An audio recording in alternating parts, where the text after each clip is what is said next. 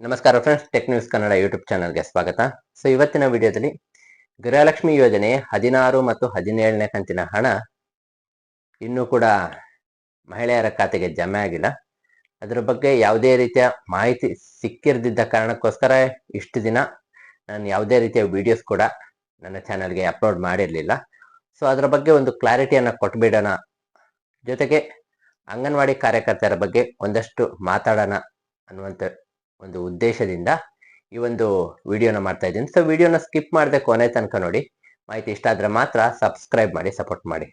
ಗೃಹಲಕ್ಷ್ಮಿ ಯೋಜನೆಯ 16ನೇ ಕಂತಿನ ಹಣ ಏನಿದೆ ಅದು ಡಿಸೆಂಬರ್ ತಿಂಗಳಲ್ಲಿ ಬರಬೇಕಾಗಿತ್ತು. ಈಗಾಗಲೇ ಡಿಸೆಂಬರ್ ಮತ್ತೆ ಜನವರಿ 2 ತಿಂಗಳು ಕಳೆದೋಗಿದೆ. ಇದು ಫೆಬ್ರವರಿ.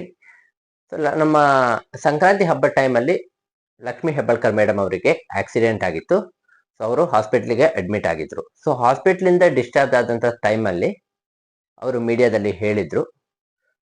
ಫೆಬ್ರವರಿ ಫಸ್ಟ್ ವೀಕಲ್ಲಿ ಗೃಹಲಕ್ಷ್ಮಿ ಯೋಜನೆಯ 16ನೇ ಕಂತಿನ ಹಣ ಅಥವಾ 16ನೇ ಕಂತಿನ ಹಣ ಗೃಹಲಕ್ಷ್ಮಿ ಯೋಜನೆ ಫೆಬ್ರವರಿ ಫಸ್ಟ್ ವೀಕ್ನಲ್ಲಿ ಗೃಹಲಕ್ಷ್ಮಿ ಯೋಜನೆ ಹಣ ಮಹಿಳೆಯರ ಖಾತೆಗೆ ಜಮೆ ಆಗುತ್ತೆ ಅನ್ನುವಂಥ ಮಾತನ್ನ ಹೇಳಿದ್ರು. ಈಗಾಗಲೇ ಇವತ್ತು 6ನೇ ತಾರೀಕು. ಇನ್ನೂ ಕೂಡ ಮಹಿಳೆಯರ ಖಾತೆಗಳಿಗೆ ಹಣ ಜಮೆ ಆಗಿಲ್ಲ. ಲೆಕ್ಕದ ಪ್ರಕಾರ ನೋಡಿದ್ರೆ 16 ಮತ್ತು 17ನೇ ಕಂತಿನ ಹಣ ಜಮೆ ಆಗ್ಬೇಕಾಗಿದೆ. ಆದ್ರೆ ಈಗ ಒಂದು ರೀಸನ್ ಅನ್ನ ಕೊಡ್ತಾ ಇದ್ದಾರೆ. ಏನಪ್ಪಾ ಅಂದ್ರೆ, ನಮ್ಮ ಮುಖ್ಯಮಂತ್ರಿ ಸಿದ್ದರಾಮಯ್ಯ ಸರ್ ಏನಿದ್ದಾರೆ ಅವರು ಬಾತ್ರೂಮ್ ನಲ್ಲಿ ಜಾರಿ ಬಿದ್ದಿದ್ದಾರಂತೆ. ಅದಕ್ಕೋಸ್ಕರ ಈ ಹಣ, ಈ ಗೃಹಲಕ್ಷ್ಮಿ ಯೋಜನೆಯ ಹಣ ಏನಿದೆ ಅದು ಮತ್ತಷ್ಟು ದಿನ ತಡವಾಗುವಂತ ಸಾಧ್ಯತೆಗಳು ಇದೆ. ಆದ್ರೆ ಇಲ್ಲಿ ಒಂದು ಪ್ರಶ್ನೆ ಅಂತೂ ಬರುತ್ತೆ, ಗೃಹಲಕ್ಷ್ಮಿ ಯೋಜನೆಯ ಹಣಕ್ಕೂ ನಮ್ಮ ಮುಖ್ಯಮಂತ್ರಿ ಸಿದ್ದರಾಮಯ್ಯ ಸರ್ ಅವರು ಬಾತ್ರೂಮ್ ನಲ್ಲಿ ಬಿದ್ದಿರೋದಕ್ಕೂ ಯಾವುದೇ ರೀತಿಯ ಸಂಬಂಧ ಇಲ್ಲಿ ಇಲ್ಲ. ಯಾಕಂದ್ರೆ ಇಲ್ಲಿ ಸಿದ್ದರಾಮಯ್ಯ ಸರ್ ಏನು ನೇರವಾಗಿ ಹಣ ಏನು ಜಮೆ ಮಾಡೋದಿಲ್ಲ. ಇದು ಆರ್ಥಿಕ ಇಲಾಖೆ, ನಮ್ಮ ಹಣಕಾಸು ಇಲಾಖೆ ಏನಿದೆ ಅದರಿಂದ ಹಣ ಬರುವಂತದ್ದು.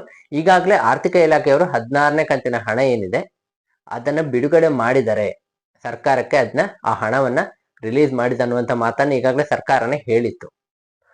ಆದ್ರೆ ಇನ್ನೂ ಕೂಡ ಗೃಹಲಕ್ಷ್ಮಿ ಯೋಜನೆ 16ನೇ ಕಂತಿನ ಹಣ ಮಹಿಳೆಯರ ಖಾತೆಗೆ ಜಮೆ ಆಗಿಲ್ಲ.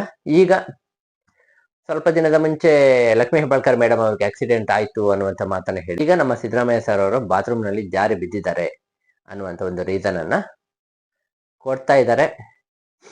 ಸಂಕ್ರಾಂತಿ ಹಬ್ಬಕ್ಕಾದ್ರೂ ಸಿಕ್ಕಿದ್ರೆ ಆಗ್ತಾ ಇತ್ತು. ಯಾಕಂದ್ರೆ ರೀಸನ್ ಇಲ್ಲಿ ನಮ್ಮ ಮುಖ್ಯಮಂತ್ರಿ ಸಿದ್ದರಾಮಯ್ಯ ಸರ್ ಅವರು ಬಾತ್ರೂಮ್ ಅಲ್ಲಿ ಜಾರಿ ಬಿದ್ದಿದ್ದಾರೆ ಅನ್ನುವಂಥ ರೀಸನ್ ಅನ್ನ ಇಲ್ಲಿ ಕೊಡ್ತಾ ಇದ್ದಾರೆ. ಈ ಒಂದು 2000 ಏನಿದೆ, ತುಂಬಾ ಜನರಿಗೆ ಇದು ಹಿಂದೆನೂ ತುಂಬಾ ಸತಿ ನಾನು ವಿಡಿಯೋಸ್ ಗಳಲ್ಲಿ ಹೇಳಿದ್ದೀನಿ, ತುಂಬಾ ಜನರಿಗೆ ತುಂಬಾ ರೀತಿಯಲ್ಲಿ ಒಂದು 2000 ಹಣ ಏನಿದೆ ಅದು ಉಪಯೋಗ ಆಗಿದೆ.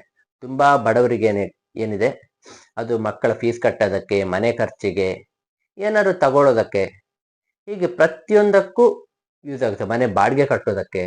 ಯಾಕಂದ್ರೆ ಈ ಒಂದು 2 ತಿಂಗಳಿಗೆ ಬರುವಂತ 2000ಕ್ಕೋಸ್ಕರನೇ ಮಹಿಳೆಯರು ಕಾಯ್ತಾ ಇರುವಂತದ್ದು ಕೂಡ ಇದೆ. ಹಾಗಿದ್ದಾಗ 1 ತಿಂಗಳು ಕೂಡ ಲೇಟ್ ಆದ್ರೂ ಮಹಿಳೆಯರು ಫಜೀತಿ ಪಡ್ಬೇಕಾದಂತ ಒಂದು ಸಂದರ್ಭ ಕೂಡ ಇಲ್ಲಿ ಬರುತ್ತೆ. ಹಾಗಾಗಿ ಸರ್ಕಾರ ಇದ್ರ ಬಗ್ಗೆ ಯೋಚನೆ ಮಾಡಬೇಕು. ಯಾಕಂದ್ರೆ ಈಗಾಗಲೇ 2 ತಿಂಗಳು ತಳ್ಕೊಂಡು ಬಂದಿದೆ. ಇನ್ನಾದ್ರೂ ಅಟ್ಲೀಸ್ಟ್ ಈ ತಿಂಗಳ 10-15ನೇ ತಾರೀಕಿನೊಳಗಾದ್ರೂ ಗೃಹಲಕ್ಷ್ಮಿ ಯೋಜನೆಯ 16ನೇ ಕಂತಿನ ಹಣ 16, 17 2 ಕಂತಿನ ಹಣ ಬರಬೇಕು. ಆದ್ರೆ 4000 ಅಲ್ದಿದ್ರು ಅಟ್ಲೀಸ್ಟ್ ಆಗಿ ಒಂದು 2000 ಆದ್ರೂ ಮಹಿಳೆಯರ ಖಾತೆಗೆ ಜಮೆ ಆಗೋ ರೀತಿ ಮಾಡಿದ್ರೆ ನಮ್ಮ ಮಹಿಳೆಯರಿಗೆ ತುಂಬಾನೇ ಉಪಯೋಗ ಆಗುತ್ತೆ.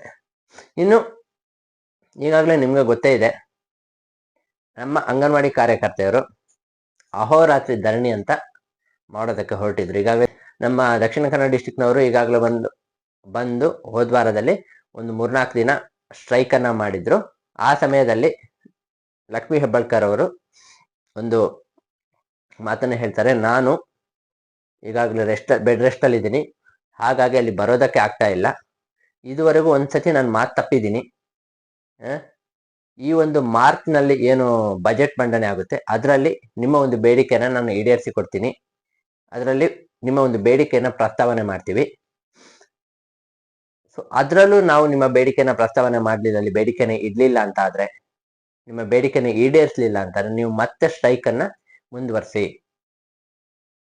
ಆವಾಗ ನಾವೇನು ಹೇಳೋದಕ್ಕೆ ಬರೋದಿಲ್ಲ. ಅನ್ನುವಂಥ ಮಾತನ್ನ ಇಲ್ಲಿ ಲಕ್ಷ್ಮೀ ಹೆಬ್ಬಾಳ್ಕರ್ ಮೇಡಮ್ ಅವರು ಹೇಳಿದ್ರು. ಹಾಗಾಗಿ ಅವರ ಒಂದು ಮಾತಿಗೆ ಒಪ್ಕೊಂಡಂತ ಸಂಘಟನೆ ಅಧ್ಯಕ್ಷರು ಈ ಒಂದು ಒಂದು ಪ್ರತಿಭಟನೆ ಏನಿದೆ ಅದನ್ನ ಪೋಸ್ಟ್ಪೋನ್ ಮಾಡಿದ್ರು. ಅಂದ್ರೆ ಮಾರ್ಚ್ 7ನೇ ತಾರೀಕಿಗೆ ಮುಂದೂಡಿಕೆ ಮಾಡಿದ್ರು. ಯಾಕಂದ್ರೆ ಮಾರ್ಚ್ 6ನೇ ತಾರೀಕಿಗೆ ಬಜೆಟ್ ಮಂಡನೆ ಇದೆ ಅಂತ ಇತ್ತು. ಅದು ಮಾರ್ಚ್ 6ರಿಂದ 11ನೇ ತಾರೀಕು ಒಳಗೆ ಬಜೆಟ್ ಮಂಡನೆ ಇದೆ ಅನ್ನುವಂತ ಮಾಹಿತಿ ಕೂಡ ಸಿಗ್ತಾ ಇದೆ. ಸೊ ಏನಿದ್ರು ಬಜೆಟ್ ಮಂಡನೆ ಆದ್ಮೇಲೆನೆ ಇವ್ರು ಸ್ಟ್ರೈಕ್ ಮಾಡ್ಬೇಕಾ ಬೇಡವಾ ಅಂತ ಡಿಸೈಡ್ ಮಾಡ್ತೀವಿ ಅನ್ನುವಂತ ಮಾತು ಇಲ್ಲಿ ಹೇಳಿದ್ರು.